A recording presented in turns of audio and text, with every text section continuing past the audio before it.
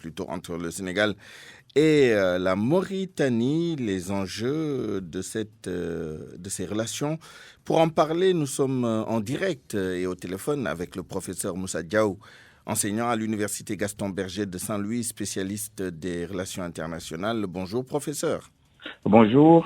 Nous sommes également avec M. Kadiali Diakité, journaliste écrivain, ancien rédacteur en chef du service international de Radio Sénégal. Bonjour, Kadiali Diakité. Bonjour. Alors d'abord, professeur Moussa Diaw, les relations entre le Sénégal et la Mauritanie sont très, très complexes. Que faut-il retenir? Les problèmes liés aux licences de pêche, les conflits récurrents qu'il y a eu ces dernières décennies, ou l'espoir que suscite le partage des ressources à la frontière entre les deux pays, notamment les ressources pétrolières et gazières. Quelle appréciation, en tout cas, faites-vous de l'évolution de ces relations? Je pense qu'il faut retenir ce qui est positif dans ces relations-là, surtout les relations bilatérales, notamment le raffermissement de ces rapports par rapport à l'exploitation de ressources de pétrole et de gaz partagées, donc des ressources partagées entre les pays qui ouvrent des perspectives économiques pour améliorer justement les conditions de vie des populations. Il y a aussi l'enjeu politique, c'est le renforcement de cette coopération par rapport à des changements politiques qui sont intervenus en Mauritanie avec l'avènement de président Mohamed El-Ghazouani, l'actuel président, qui a montré une certaine ouverture d'esprit et de compréhension par rapport à son voisin. Et d'ailleurs, si on se rappelle, il était l'invité d'honneur lors du forum à Dakar sur la paix et la sécurité en Afrique, où il a tenu un discours très pertinent sur la stratégie développée sur la lutte contre le terrorisme, le djihadisme dans la sous-région, et en même temps demander la multilatéralisation donc de cette lutte, notamment solliciter l'intervention des Nations Unies. Ce discours-là a été applaudi par l'ensemble des acteurs qui étaient présents, et ça montre donc cette ouverture d'esprit, cette action au niveau de la politique étrangère et multilatérale de la Mauritanie, et une compréhension des enjeux au niveau de la sous-région. Justement, professeur, sur ce point-là sécuritaire, la Mauritanie, le président mauritanien va prendre la présidence en exercice du G5 Sahel à partir du 25 février, date à laquelle un sommet du G5 se tient à Nouakchott. Est-ce que pour vous, c'est une opportunité pour le Sénégal pour jouer un rôle un peu plus important dans ce dispositif? Tout le monde évoque la participation éventuelle du Sénégal au G5 Sahel, qui serait à ce moment-là un G6 peut-être. Qu'est-ce que vous en pensez, vous? Oui, c'est une bonne chose, parce que le Sénégal ne peut être indifférent de cet enjeu-là, notamment la lutte contre le djihadisme dans la sous-région. Et cette présidence de la Mauritanie va renforcer ce rapprochement. D'ailleurs, on n'a pas compris pourquoi le Sénégal ne participe-t-il pas à ce regroupement. Et je pense que actuellement, ce sera quand même un rapprochement.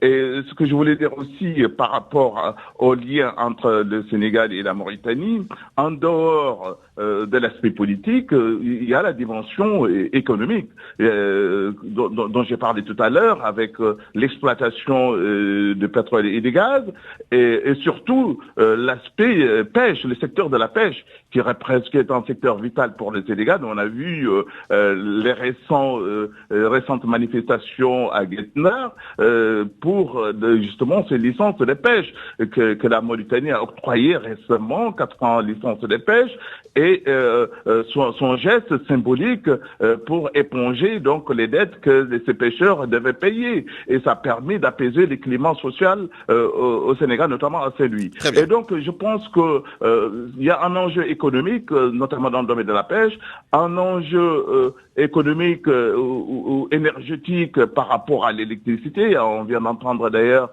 qu'il y a un accord qui a été signé concernant l'électricité, et aussi dans le domaine social, notamment le séjour des Sénégalais en Mauritanie, notamment leur faciliter l'obtention de la carte de séjour.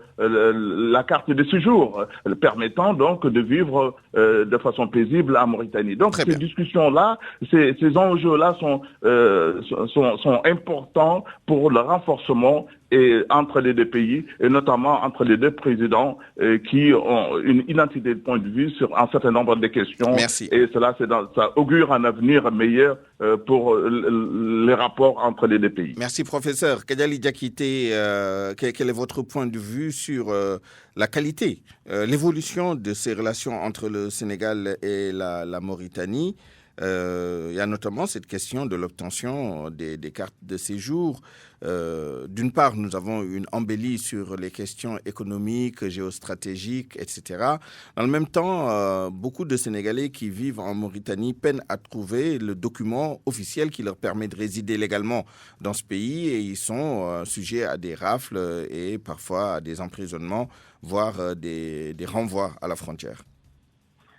On peut penser que cette énième visite du président de la République en Mauritanie est consécutive aux douloureux événements vécus par les pêcheurs à Thiès, plutôt à Saint-Louis.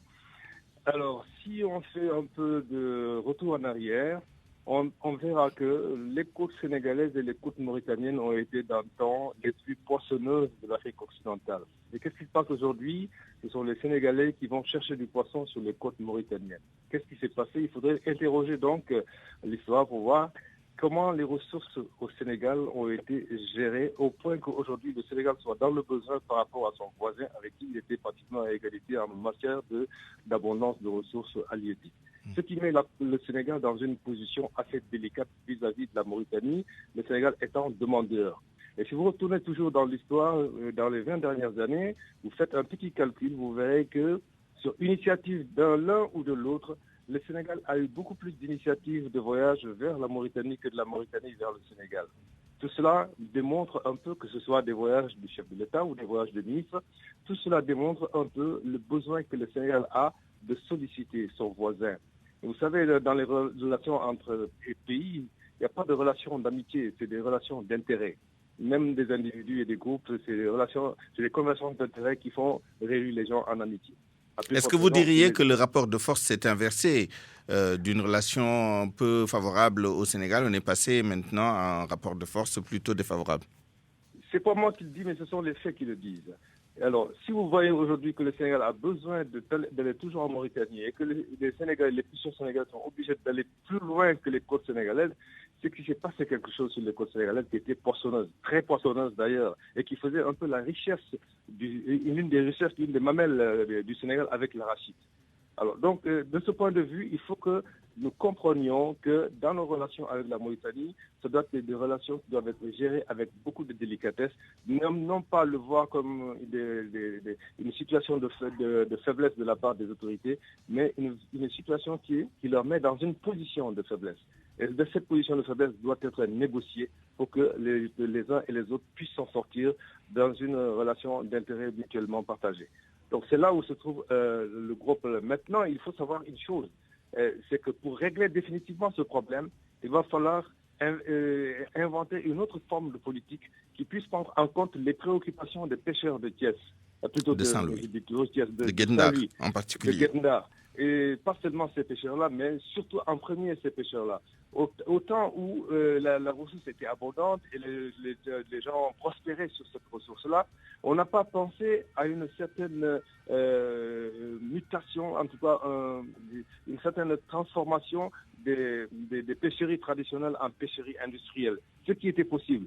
Il aurait fallu peut-être si les individus ne pouvaient pas s'y mettre, qu'il y ait des associations qui seront un peu guidées par l'État ou en tout cas boostées par l'État pour qu'il y ait des pêcheries industrielles sénégalaises appartenant à la communauté saint-louisienne, ce qui leur permettrait aujourd'hui, si les ressources se font rares au Sénégal, qu'ils puissent aller en haute mer en toute sécurité et sans danger pour pêcher comme les autres pêcheries le font. Mais aujourd'hui, il n'y a aucune compagnie de pêche de cette envergure au niveau de Thiès, alors que Thiès a eu une réputation de pêcheur. Donc les gens doivent évoluer. Vous faites une fixation sur Thiès, hein? Oui, excusez-moi. Excusez-moi. Donc, vous voyez, Saint-Louis a une réputation de pêcheur et cette réputation a dû être bonifiée aujourd'hui après 60 ans plus de 60 ans d'indépendance en une industrie de pêche qui devait faire un peu le label du Sénégal à travers le monde, comme le font les Japonais, comme le font d'autres pavillons qui sont venus plus ou moins, entre guillemets, piller nos ressources sur nos côtes. Très bien. Professeur Moussa Diaw, faisons un peu de prospective. Vous voyez-vous les relations entre les deux pays dans les 5 prochaines années? On aura commencé l'exploitation commune des ressources pétrolières et gazières. Peut-être sera-t-on arrivé à un accord un peu plus durable sur les autres questions, notamment celle des accords de pêche ou en tout cas des licences de pêche accordées aux pêcheurs de Guet-Ndar et d'autres questions subsidiaires. Hein. La question des papiers, la question même à la frontière entre les deux pays, l'exploitation des terres de part et d'autre du fleuve. Où voyez-vous donc ces relations dans 5 ans?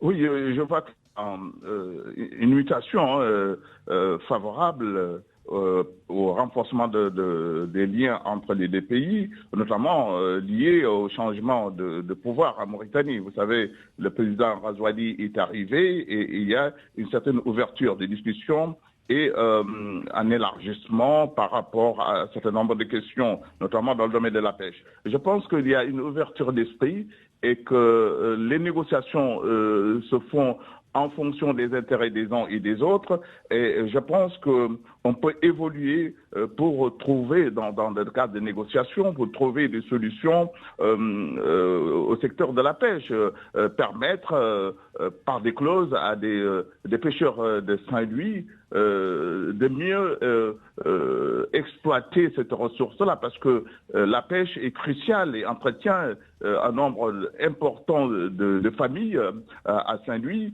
Donc c'est un secteur vital et donc il devait y avoir une politique vraiment orientée vers l'industrialisation et que cela pourrait éventuellement se faire à partir des négociations que les deux pays vont entretenir pour pouvoir régler cette question-là qui crée souvent des problèmes de rapports heurtés entre les gardes-côtes mauritaniens et les pêcheurs sénégalais de Saint-Louis. Je pense qu'il y a une certaine ouverture et dans l'exploitation commune des ressources, cela va rapprocher les deux pays et des discussions vont se faire pour régler cette question-là.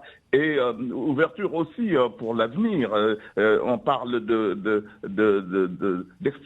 d'exportation de l'électricité, des énergies électriques de la Mauritanie vers le Sénégal, l'excédent. Et déjà, ça établit un autre pont dans le domaine de l'énergie et il y a aussi des négociations politiques de rapprochement entre les deux pays pour régler un certain nombre de questions, notamment la position des Sénégalais en Mauritanie, notamment les cartes de séjour. Et à ce moment-là, des discussions, des négociations pourront se faire pour que cette question aussi soit réglée. Je pense qu'il y a un avenir quand même qui s'offre, un avenir radieux, hein, beaucoup d'espoir, beaucoup d'opportunités qui s'offre à ces deux pays qui acceptent de travailler ensemble pour exploiter et partager ces ressources-là. Et à mon avis, j'espère que cela aura des retombées sur les conditions des populations de part et d'autre pour le renforcement de la coopération et du développement économique entre ces deux pays. Merci beaucoup, professeur Moussa Diaw, enseignant à l'Université Gaston Berger de Saint-Louis, spécialiste des relations internationales. Il nous reste 1 minute pour demander à Kadiali Diakité, vous l'avez dit tout à l'heure, les États n'ont que des intérêts, pas d'amis, mais est-ce que vous pensez que les personnalités respectives du président Macky Sall et du président Razouani sont quand même un atout, disons un facteur favorable à l'établissement de relations plus assainies, plus renforcées entre les deux pays? Est-ce que c'est un facteur déterminant pour vous? Il est évident que chaque homme d'État a sa personnalité, a sa vision des choses, et cela peut contribuer au rapprochement des uns et des autres en fonction des atomes crochus qu'ils peuvent avoir l'un et l'autre et qui peuvent les rapprocher. Donc, de ce point de vue, on peut espérer que l'arrivée de M. Azouani pourrait peut-être un peu faciliter les choses au Sénégal. Mais toujours est-il qu'il reste toujours évident que chaque État ne défendra que ses intérêts. Le Sénégal va défendre ses intérêts, la Mauritanie va défendre ses intérêts, et la Mauritanie la défend tellement bien au prix même de sacrifier des vies des gens pour défendre ses intérêts, ce qui a été le cas avec certains pêcheurs de Saint-Louis qui en ont payé le prix.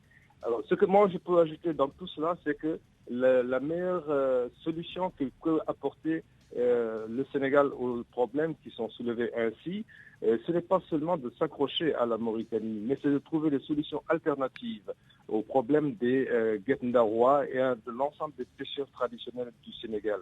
Il faut davantage réorganiser la pêcherie traditionnelle pour la faire muter progressivement vers l'industrialisation. Il n'y a que cela qui peut amener vraiment un certain répit dans certaines situations. Ensuite, il faut préserver les ressources. Il faut préserver les ressources parce qu'on dit gouverner, c'est prévenir. Si le Sénégal avait pu prévenir l'événement actuel, c'est sûr qu'il y aurait eu un autre comportement vis-à-vis des ressources halieutiques qui faisaient notre richesse dans le temps. Merci. Et cela vaut également pour les ressources pétrolières qui sont apparues maintenant. La mer a toujours été généreuse pour le Sénégal. Elle a été généreuse avec les poissons. Elle devient maintenant généreuse avec les ressources d'hydrocarbures.